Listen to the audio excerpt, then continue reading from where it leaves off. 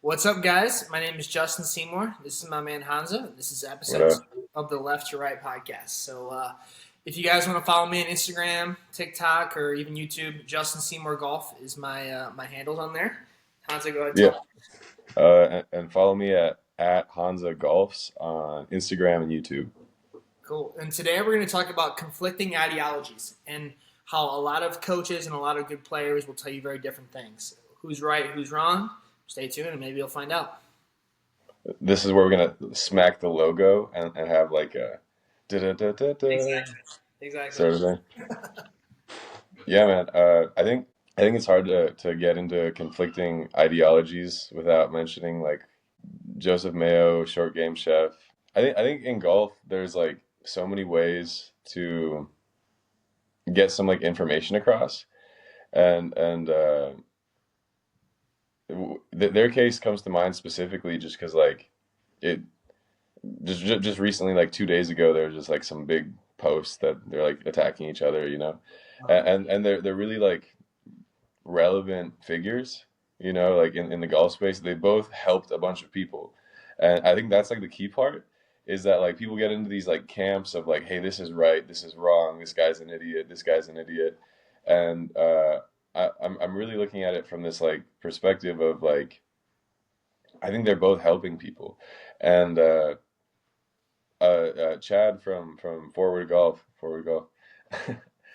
He mentioned he's like, yo, let's I want to see like a chipping contest. I think we were talking about that. Like, let's see a chip off, Funny. and it's like, I get it. I get the idea. Like, let's make them like duke it out, but I don't think Joseph Mayo is saying that he's like a better chipper. I don't think he's saying that he's a better wedge player, and it's like they're so it's like sure it's like I told Chad, I was like, dude, it's like if somebody's like coming at you about your club fitting, and you were like, hey man, let's go to the course and settle it, like, and play 18. It's like, okay, like maybe you'll wipe the floor with them, maybe they'll beat you, but it's like that doesn't really like settle the score for the club fitting.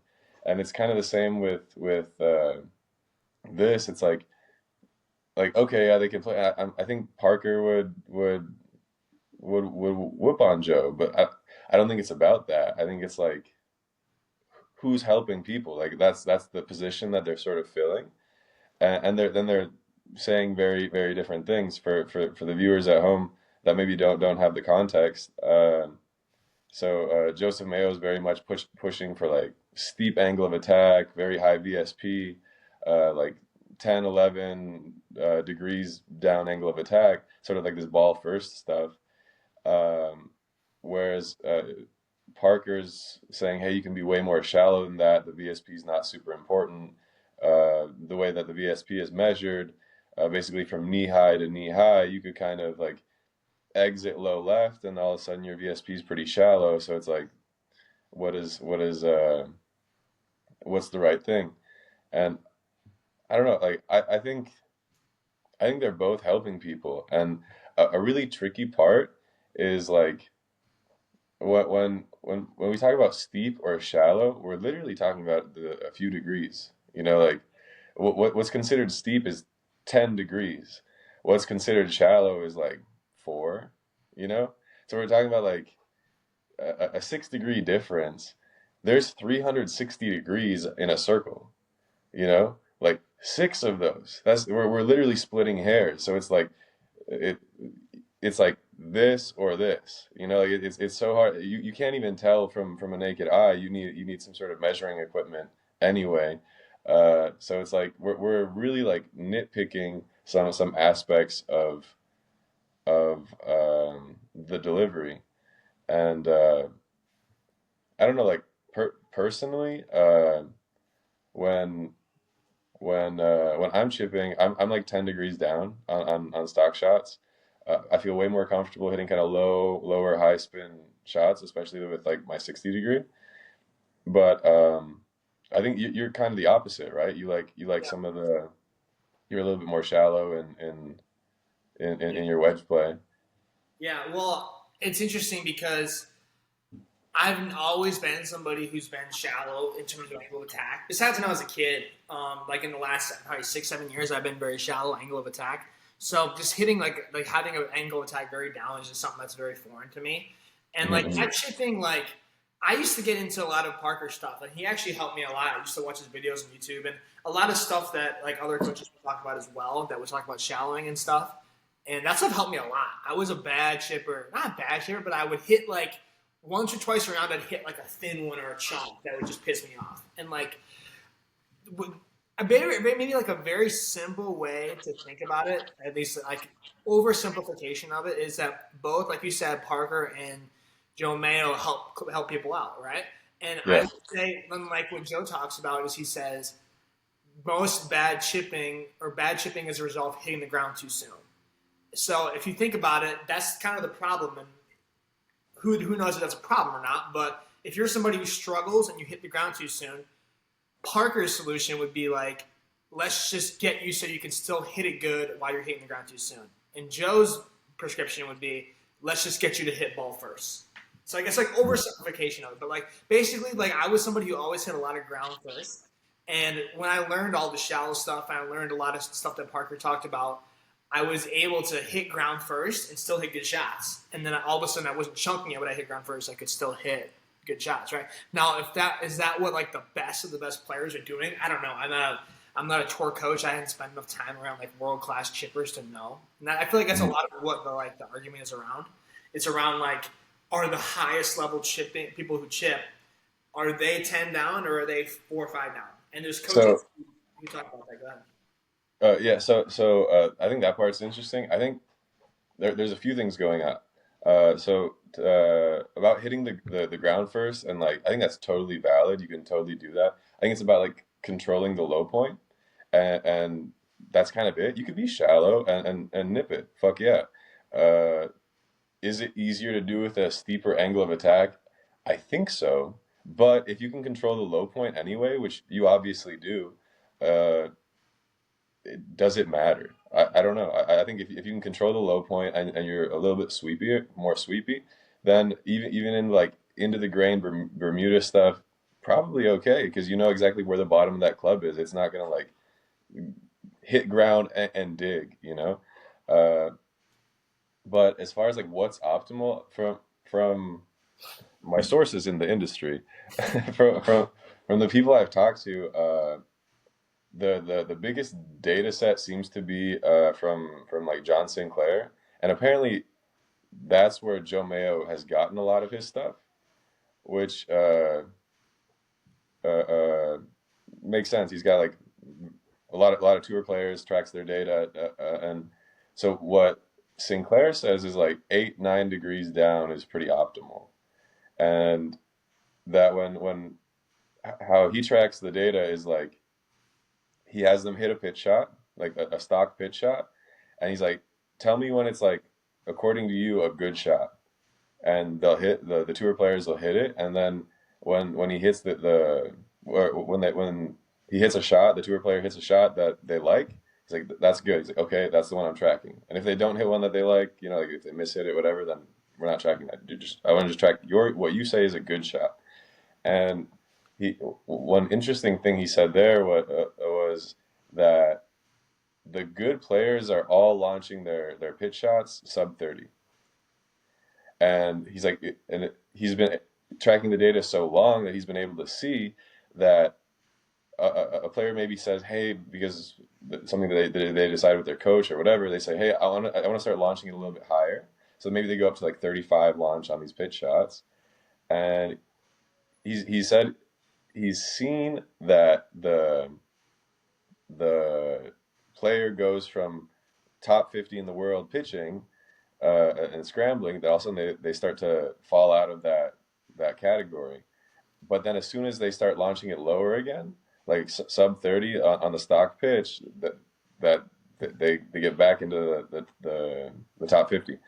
And I heard that and I thought that was super interesting as far as like, okay, at least there's some data there. It's backing up this concept and seems to point at that's what they're doing. But there's always outliers. There's always going to be people that are doing things different. Um, and yeah, I think there's so many ways to skin a cat. Totally. Yeah. Well, it's one of those things that's interesting because I've always wondered, like you said, is that my launch has always been higher than that. So I've always wondered, okay, is it a good idea for me to start chasing that lower launch, even though it's not necessarily in my DNA? Mhm. That's one of those things where it's like I'm not a complete short game expert. My expertise is probably more in terms of like the swing, like the full swing. And it's interesting to hear like obviously different coaches' perspectives on it. And it's tough because like both those guys, Joe Mayo and Parker, like I've learned a lot from them and like both and like I've had like interactions with them briefly on like social media and they've both been good to me and like maybe a little more so Parker, but like in terms of like more interactions not being good to me. Um, Yeah.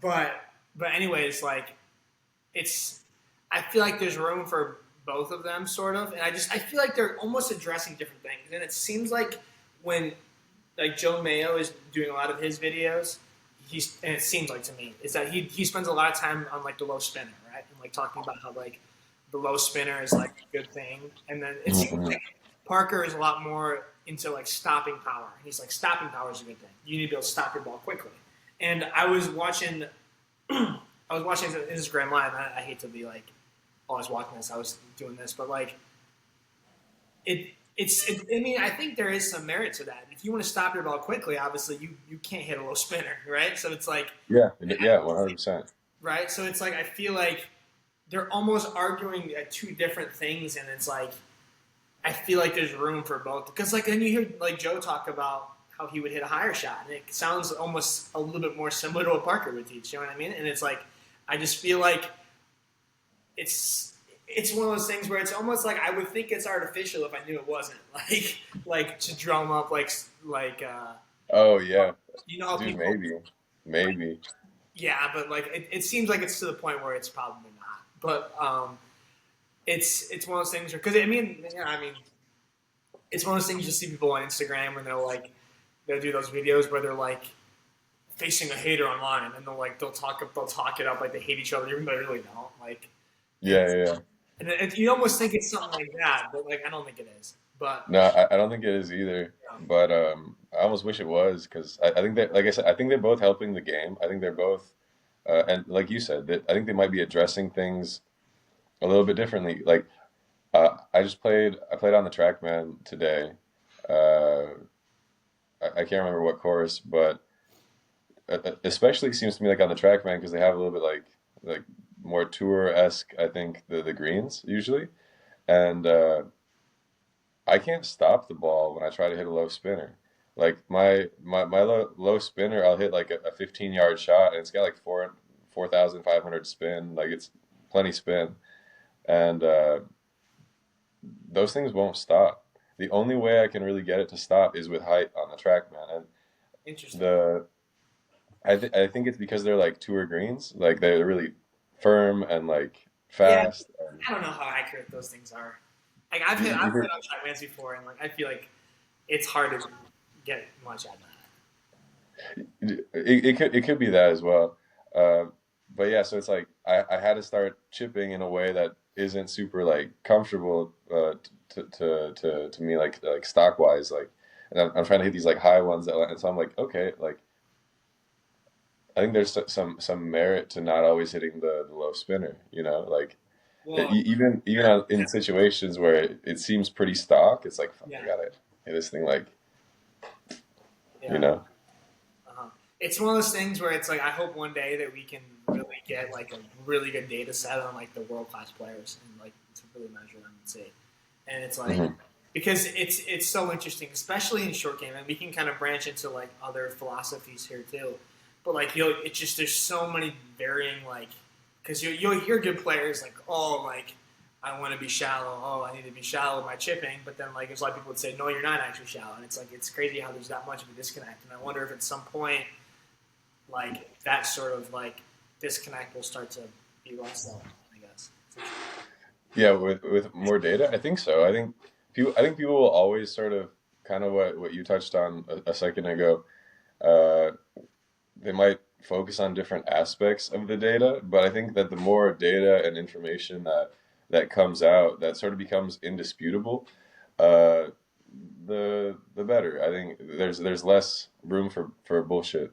Like I mean, we see that with like the ball flight laws. Yeah. When I was growing up, we still had like instructors that were like that had it opposite. It wasn't face starts the ball path, bends it. Uh, it was like swing it to the right to start it to the right, and then you got to close the face to make it come back. You know, Yeah. and that's just like we know that's not true now because we have the data. We've been able to measure it with like high speed cameras, with radar, with TrackMan. Uh, but before they didn't have that, and that's like a pretty like you know standard sort of Well, yeah, it's probably the uh, most important thing in golf is learning how to control yeah, the curve, right? yeah, It's and that's crazy that something people got that wrong about it, but they were still good. That's the craziest thing to me. dude, yeah, it's weird. Well, sometimes I feel like when I feel like I'm swinging left, I'm also like closing the face, Yeah, you know. totally. Or when I'm swinging to the right, I feel like I'm kind of like opening the face a lot of times. So it's like you can see like swinging to the right, starting it to the right, like a feel because they were just kind of going off of feel, right? Yeah, Or some like really high speed camera or like slow speed, you know what I mean? Like high like 3 frame rates sort of camera. So they didn't really have much data to go off of. But yeah, I think the more data, the better. Then it would be awesome if like one of these data sets that like John Sinclair or some of these other guys, if they have, if this was just like public info. That's just like, hey, this is like if that was like on the PGA Tour website and they had all this information out there. I think that'd be really good for the game. for sure. So I guess maybe this would be kind of a point we can get into some other stuff. So there's the whole. I guess the other thing that you hear a lot of people talk about is like the steep versus shallow thing, and it's like Hmm. some people are like big into like okay, like you being shallow is good with like, and I'm talking not steep versus shallow. I mean, I should have framed that better. Steep versus shallow and full swing. And when they say Okay. steep versus shallow, is in like your shaft being steep versus shallow, and like there's a lot of Hmm. coaches who are just demonize anybody who gets it real shallow, and they'll say it's a bad decision. And then they'll actually try to get them steeper. And there's some coaches who spend a lot of time working on trying to get people to shallow it. And I feel like that's another thing as well where it's actually kind of similar in a way because like they're almost just addressing different things. Like I feel like there's a lot of like coaches who hate on being shallow. They'll still look at somebody and tell them they need to be more shallow. If they're here, like they'll still tell somebody to be more shallow. You know what I mean? Like it just Yeah. depends on who you're talking to, and it's like it's interesting because I a lot of people I feel like there's a lot of miscommunication and a lot of like a situation where not everybody understands the terms exactly how each person's referring to them. Like when Yes. someone Yeah. says shallow swing, like what does that mean? Like it could like something that means something different to everyone. Yeah. And the problem is when So you start arguing that's a good thing or a bad thing, and it's like, and it's you're not even and making a good argument. yeah, and they're not even talking about the same thing. Exactly, exactly. Yeah. 100%. The so to me I had a student ask me why it's good to be shallow.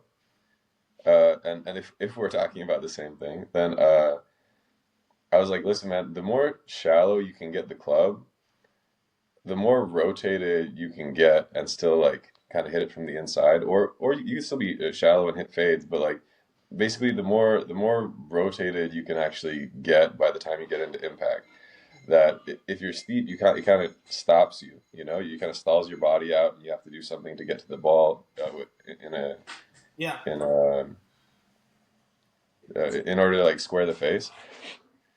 And That's I think that's the the part that people don't seem to get because it's you kind of have to hold the concept in your mind like pretty three-dimensionally or like four-dimensionally because it's not just like an image, a three-dimensional image, but it's a moving image, and what it's doing is like uh, affecting the things later on in it, if that makes sense. yeah. Uh, and and so if you see somebody doing like this with their arms, and getting super shallow, this looks crazy, but if you get your body into the right positions, then Yeah. all of a sudden you're on plane. Like you're just right in the slot. It's not under plane at all. And you're rotated at that point. But if you were just like super steep and you try to get the club into that point, your whole body would be like shut, you know? Uh, and so I think that's like this sort of action of the center of mass sort of falling this way, like behind your hands, as the body sort of tilts to like and gets open. I think that's kind of what like the shallowing in that's how I picture it. But then somebody will be like, oh, shallow just means you're getting under plane, and it's like, holy shit, like that's you know, Yeah, so I'll give a definition that I use just so everybody knows what I'm talking about when I say it, and everybody else might have a different one. Honza might have a different one than me or whatever. But when I usually talk about a shaft that's shallowing, I'm talking about in transition. Is it moving this way versus this way? mhm. Yeah, yeah, yeah. That's what I think about. So I don't correlate it at all with swing direction. Because you could still have a shaft and you could have your hand path super out, but you could still be like here, right? And I could this would be Yeah, yeah. I would consider this a shallow shaft, but I could just turn to this thing and still hit a cut. So Yeah. a lot of people use the term shallow, and like you said, underplane or into out is the same thing, and I Mhm. don't. And that's the thing that that's honestly probably the crux of a lot of disagreement. Honestly, is a lot of people when they say, "Oh, you want to be shallow," they think you're saying you want to be shallow, Yeah. be Yeah, underplane, yeah. right? And it's like you said. I like obviously what you said about it. And the cool thing is, it's like you can still hit good shots if you're steep. Like there's nothing wrong with being steep. It's just some people don't do as well with it. You know what I mean? And it's if you're somebody who you're like, hey, I want something different. I want to try something different. I want to potentially chase some more consistency, some more speed. It can't hurt to try. And there's a lot of coaches who would actually. It's interesting. I feel like this sort of move, and I remember Sasha McKenzie talking a lot about this, and he used a different term. He used like passive torque was his term, I believe, and he Okay. talked a lot about how letting. I forgot exactly the term he used. He's much more versed on this stuff than I would be from like the terminology, but basically it was like letting the club fall behind your hand path, and he talked about how like that was a very important thing, and it's like Mhm. that's something that I feel like you should never really try to go this way with it too much. I just feel like it's never really the solution. And a lot of people, maybe if they're hooking it too much, they'll try doing that, and I feel like that can be a mistake. Dude, yeah. So there's some here's a I guess now we're getting into like the conflicting ideologies and stuff like that. You know? Uh, I think you're right. I think it's cool to let the club sort of feel like it's behind your hands, but the part that gets tricky is like where is that feel coming from? Because you have somebody like I watched some of Brian Manzella stuff. There's a lot of stuff of his that I don't like at all, but there's some stuff he presents and I try to make a point of like even if I don't agree with somebody, I try to like okay, where are you coming from? Why do you see it this way? Same. And yeah, yeah. I think that just like helps everybody because like, oh, you mean like this? Okay, I get what you're saying. Like you view it this way, so therefore this, and this. And so he was talking about how actually that force that you're describing, this sort of like kicking out, this sort of like steepening force, I guess. He's like, that is 100% happening, and that's happening from like the get-go. Like that is the force that's being applied on the shaft. But because the backswing uh, is essentially throwing the club this way, like laid off in a way, like behind you, that as you start down, there's still so much force going that way that even though you're applying this like steepening force, you will never be able to overtake and kick it out in like a healthy swing.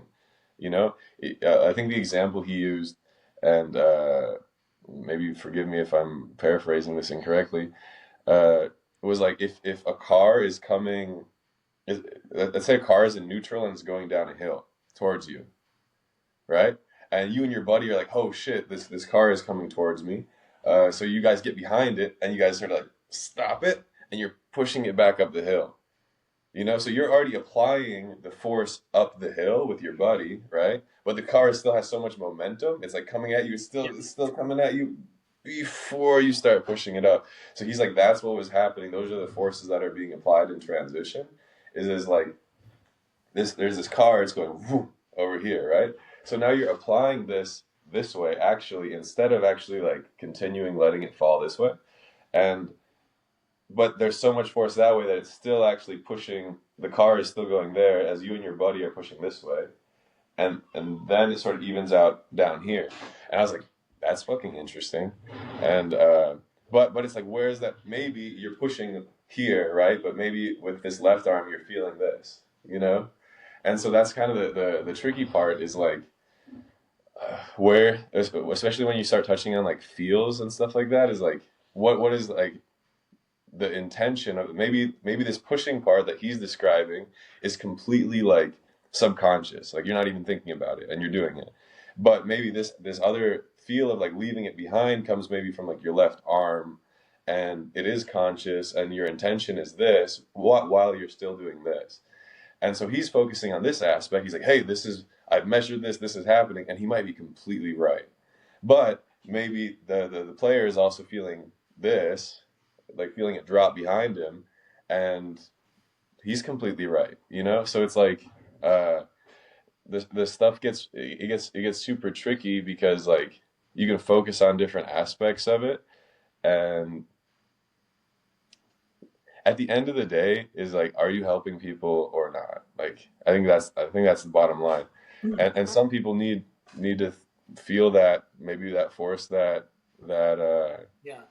uh, Manzella is describing. I think other people might need to have it more conscious of this on the way back, you know, or in transition. So yeah, it gets kind of tricky, but I don't know. I think every good player does shallow the club. Some do it more than others. Like I was talking to somebody about like Tiger and shallowing. He's like, Tiger never shallowed shit, and I'm like, uh. And so I send him pictures. I'm like, look at like P3 and then look at P6, and you like see he shallowed the club. Plus he's more rotated. So some people blend it really nicely, I think too. Uh, and they might not shallow as much as others, but like uh, Scotty shallows like maybe not as much as the other guys. He's a lot steeper in in his swing than maybe like Sergio. But I think if so, not everybody does it really hard like in transition, and so they don't have this crazy shallowing move right at the transition. Then they go in. It could be like a lot more blended, and then it doesn't look as crazy. A lot of things.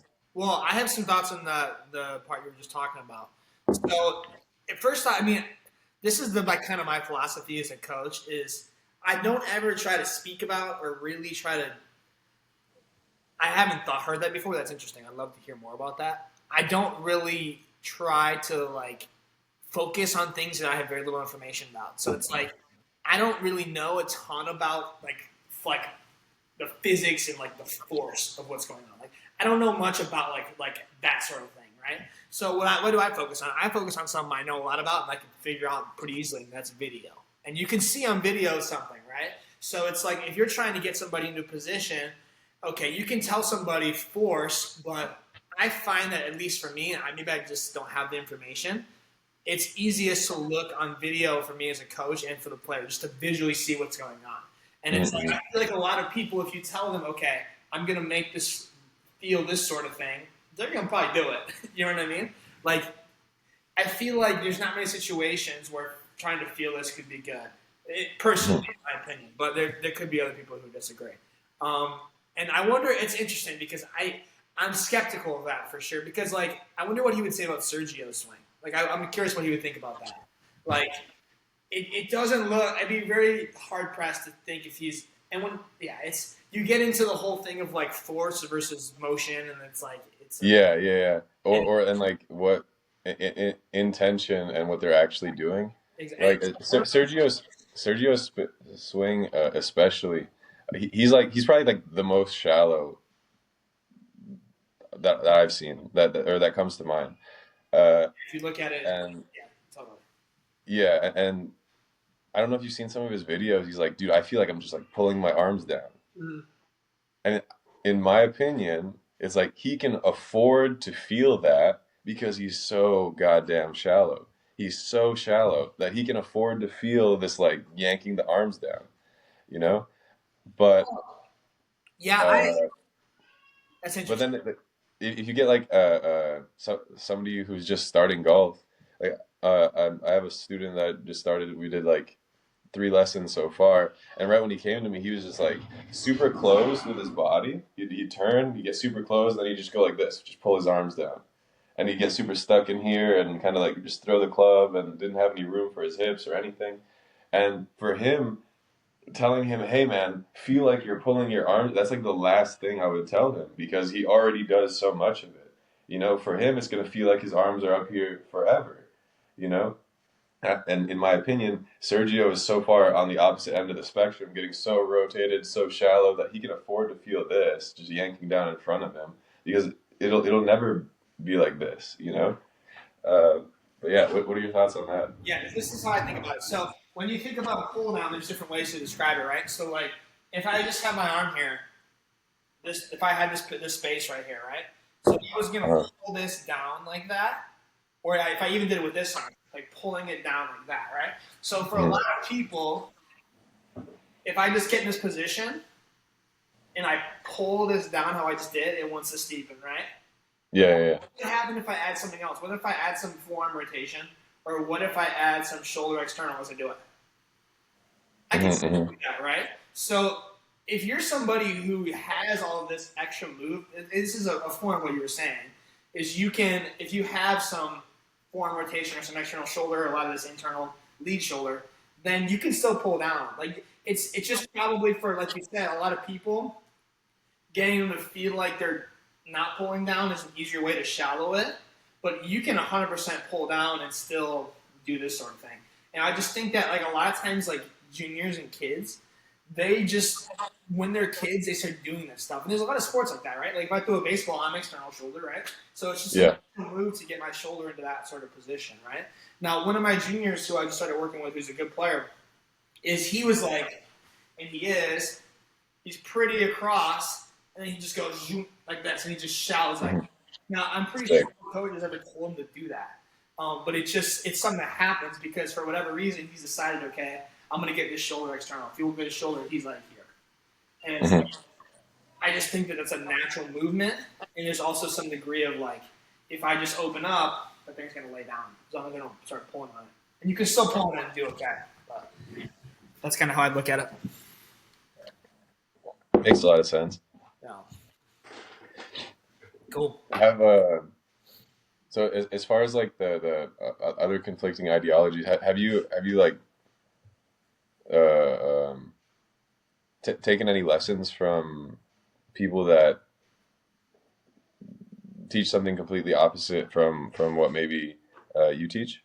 Oh, 100%. Well, although I haven't really taken many lessons, I've only taken one lesson the past probably 5 years, 6 years, and that was some Genkus. Okay. So, but when I was a kid, I didn't have much of a like an ideology about the swing itself. I just did what my coach told me, and I went to different coaches and they told me different things, and like they told me to get steeper because I was always into out and under. So Hmm, someone hmm. told me to get steeper, and he told me to start getting it steeper like this. And I feel like that was not a good thing for me to do.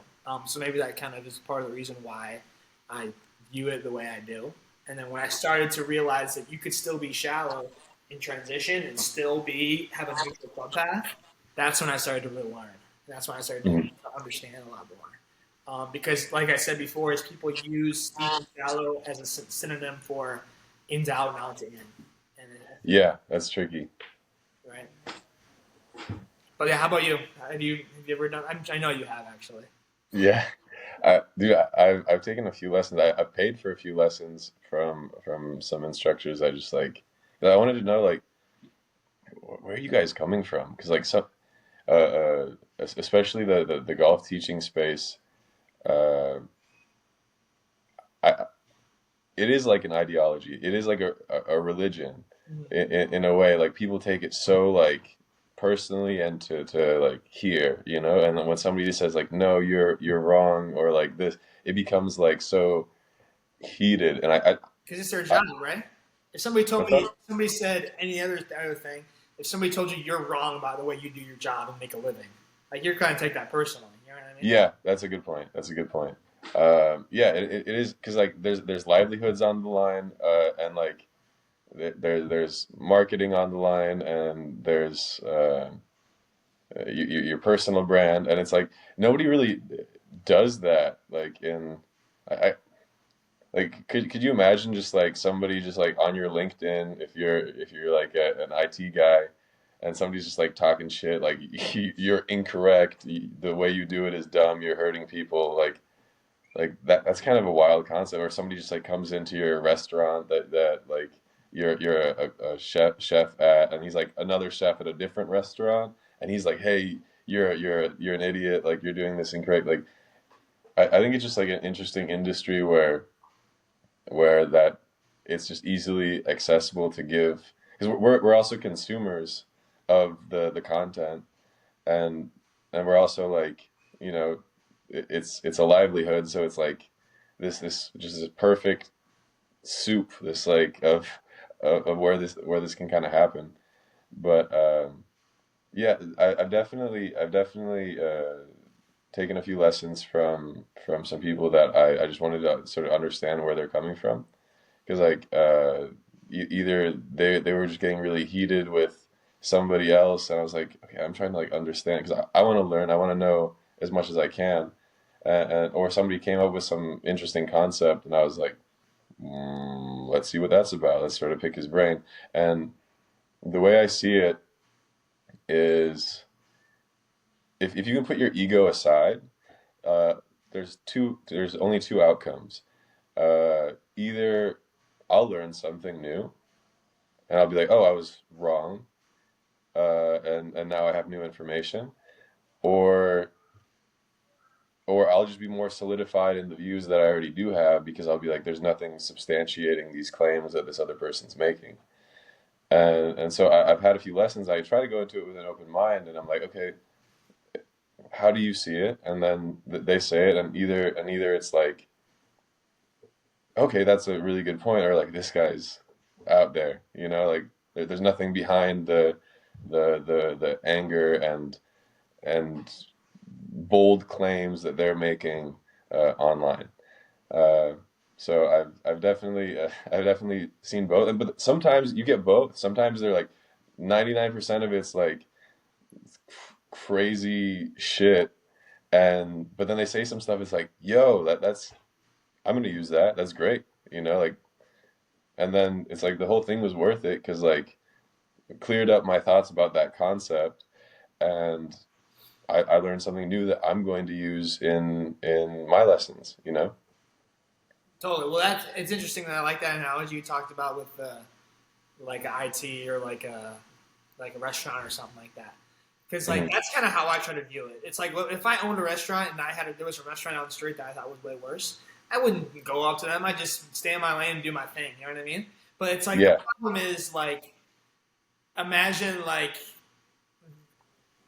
you perceive them. So let's just say hypothetically you had to pick one restaurant to eat at for the rest of your life, and you decided that this restaurant was taking your business even though they're not that good, and you weren't doing as well as you thought you'd be doing. Then all of a sudden maybe you'd go over there, and that's kind of the same way that golf is. It's like everyone is so in a box, and it's like you kind of have to pick where you're at, and it's everyone has an opinion. So that's where, and it's also, and that's like why you'll never see me on social media like taking shots at people, even if I completely disagree with what they're doing. Because like I have to understand that if I'm taking a shot at somebody on social media, I'm basically saying to the public that hey, or I'm basically attacking their livelihood if they're a coach. yeah, Basically saying hey, like you don't deserve to have make money doing what you do, right? And you don't help people, right?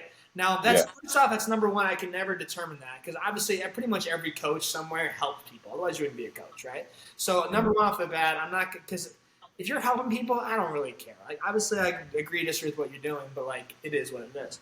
And then it's like as long as I think that you're like genuinely believing what you're teaching, that's cool. Like, as long as like I think that you're like not just trying to hustle people out of like if you're just trying to spew them stuff just to make money, then maybe I Okay. would say something if I was certain of that. But even though it's hard to know, but as long as I'm confident, like you believe what you're doing is right, and that I think that you have good intentions, I would never talk bad about somebody like that. Even if, unless they start coming at me, and I have had that once or twice, and usually I still don't. Honestly, I still just kind of, you know what, like I'll step back and say, hey, it's not worth it to get engage with somebody because I feel like you. Yeah. There's nothing. So let me ask you a philosophical question, I guess. If it's clear to you that somebody is not helping others, not helping the game, then do you say something? And so it's like, how do you be? Go ahead. Sorry, I'll let you answer that, and then I'll follow up. It's like I still feel like it depends on the context. I probably wouldn't. I just feel I'm not. Maybe that's my personality. Is I just don't. I feel like there's no reason to like unless you feel like they're doing some direct harm, like and you can like actually like prove it. Hmm. And like Okay. Okay. So you say there should be some burden of proof. That's good because my follow up question was going to be how. So then you get to be the like arbiter of what is good and what is bad in the golf industry, and that's tricky, right? Because it's like, what if you're wrong, and like, because basically, in order to do this, you have to have this like entire view, this entire understanding of what is correct and good in golf and what is not, and I don't think anybody has that. yeah, But there has that being said, I have had like a coach tell me, I won't name them, but they were like, "Hey man, like half of the lessons just bullshit anyway. Like you're just bullshitting to them anyway." And I was like, yeah. I've heard "Nope." that to me too. Before I'm like, dude, come on, man. Yeah, I was like, "That's Yeah, that's crazy. I That's like a crazy thing that's to say." and And so like in my opinion, that's probably yeah. not good for the client or the game. But If somebody came up to me and said, "Hey, should I go to this coach?" I would tell them no. I'd tell them that. okay, I wouldn't okay, even tell them that, but I would say, "Hey, like I probably wouldn't." Like I'd be honest with them because if you're gonna tell it to me, you're like that you're just spewing BS to people, like and you're making money off of it. Maybe I wouldn't like make it my mission to come after you, but if somebody asked me what I thought of you, I'd probably give my opinion, right? Like hmm, that's kind of how I view it. okay, that makes sense. That makes sense. Wow. It's and then I there's a lot of people who just we were talking about this other coach. I won't name him as well, but he made a video about some other influencer and was talking about how like what she was doing was wrong, and he made this whole video on it about like how what she was doing was wrong and like this is bad and you shouldn't be doing this. And it's like it'd be one thing if like like she was like saying, "Hey, like you guys should be doing this," but she just posted a video of herself doing like an exercise that somebody else was telling her to do, and it's like, dude, like I just hate like trying to profit off of like other people by telling them they're wrong. It's just like I don't know. I just don't like that sort of negativity. I'm like, dude, if you're like, I don't know. I just feel like if you're helping people and if you believe what you're doing is right, do it. I don't even care anymore. Yeah. Do you think that the way that social media is structured and incentivized that can kind of play into some of the negative uh, aspects of the golf industry? 1,000%. Because if I sit here and make a video and I just say, "Hey, this is where your shoulder should be. Try this," that'll get a Hmm. thousand views. But if I say, "Honza is wrong. This is how he does it. Do this. Yeah, And he sucks," yeah, 100,000 views. Because yeah, people like conflict naturally.